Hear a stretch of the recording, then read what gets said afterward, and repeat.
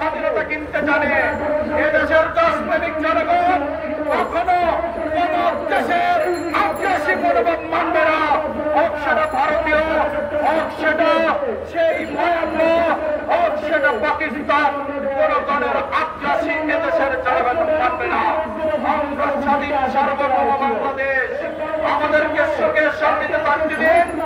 যারা এখনো সেই কসিনী বেগমরা ভারতে বসে ষড়যন্ত্র করছেন, আমাদের হুঁশিয়ার করে বলতে চাই, কখনো অস্ত্র দিয়ে যুক্ত হয় না, যুক্ত হয় কৌশলে, যুক্ত হয় চেষ্টানে।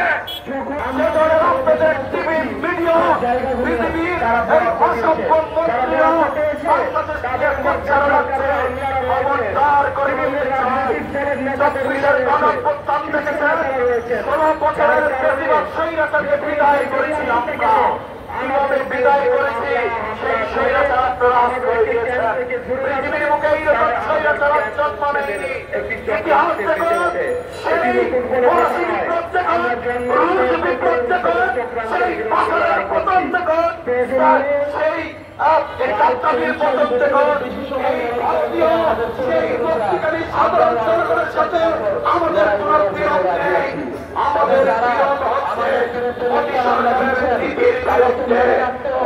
ভারতের জনগণের উদ্দেশ্যে বলছি, এই পৃথিবীর এই অগণতান্ত্রিক সরকারকে করে থামান, আমাদের আপনাদের সেই ভারতীয় রাষ্ট্র অক্ষান্ত থাকবে না।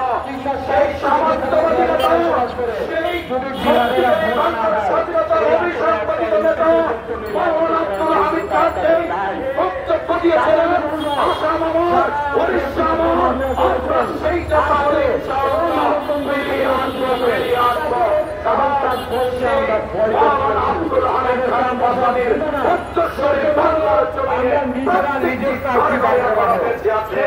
আমাদের হুঁশিয়ার করে উঠে যায়, সকল সরকার জবানবন্দ ফাঁসিটি বেগমকে আমাদের আইনের আওতায় তুলে দিন, আপনারা তাদের বিচারের আওতায় এনে এদেশের বাংলাদেশকে ফিরিয়ে দিন ইনশাআল্লাহ। সবাইকে ধন্যবাদ জানাই। আসসালামু আলাইকুম।